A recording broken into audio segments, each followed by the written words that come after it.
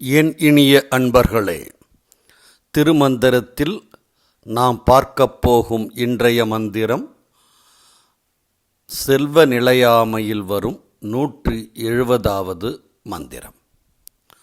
உயிரும் உடைமையும் உன்னுடையது அல்ல என்கிறார். இதில் தன்னது சாயை தனக்கு உதவாது கண்டு என்னது மாடென்று இருப்பவர்கள் ஏழைகள். உன் உயிர் போம் உடலொக்கப் பிறந்தது கண்ணது காணொளி கண்டுகொளீரே. அதாவது சாயை என்றால் தன்னது சாயை தனக்கு உதவாது கண்டு என்னது மாடென்று இருப்பர்கள் ஏழைகள். உன் உயிர் போம் உடலொக்கப் பிறந்தது கண் அது காண் ஒளி கண்டு கொள்ளீரே. தன் நிழல், அதாவது வெயிலுக்கு ஒதுங்கக்கூட தனக்கு உதவாது தன்னுடைய சொந்த நிழல், அந்த நிழல் தான் சாயை என்கிறார். தன்னது சாயை நிழல் நம் கூடவே வரும் என்றாலும் அதில் நின்று நம்மால் இளைப்பாற முடியவே முடியாது, கண்டிப்பாக முடியாது.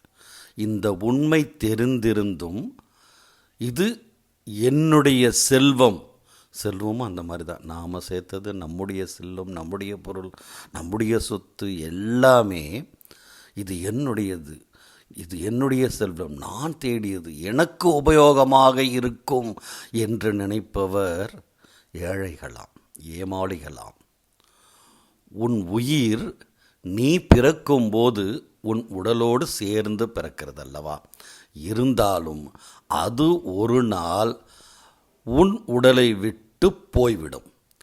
அது மாதிரி தான், அது போலத்தான் நீ தேடிய செல்வமும் உன்னை விட்டு கண்டிப்பாக போய்விடும். எனவே தான் அவர் சொல்கிறார், கண் அது காண் ஒளி கண்டு கொள்ளீரே. அகக்கண் கொண்டு அந்த உள் ஒளியை உணர்ந்து உய்வீர்களாக. கண் என்றால் அகக்கண் சொல்கிறார், காண் ஒளி என்றால் உள் ஒளி.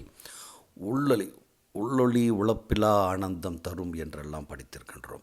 நம் உள்ளத்தில் உணரும் ஓர் ஒளி, அதுதாங்க உங்கள் மனசாட்சி.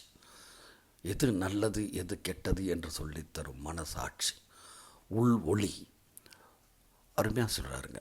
அந்த கண் அது காணும் ஒளி, அதை கண்டு கொள்ளீரே என்று செல்வம் நிலையாமையை வைத்து நமக்கு வாழ்வாங்கு வாழச் சொல்கிறார். நன்றி, வணக்கம். நாளை இன்னொரு மந்திரத்தோடு இணைந்திருப்போம்.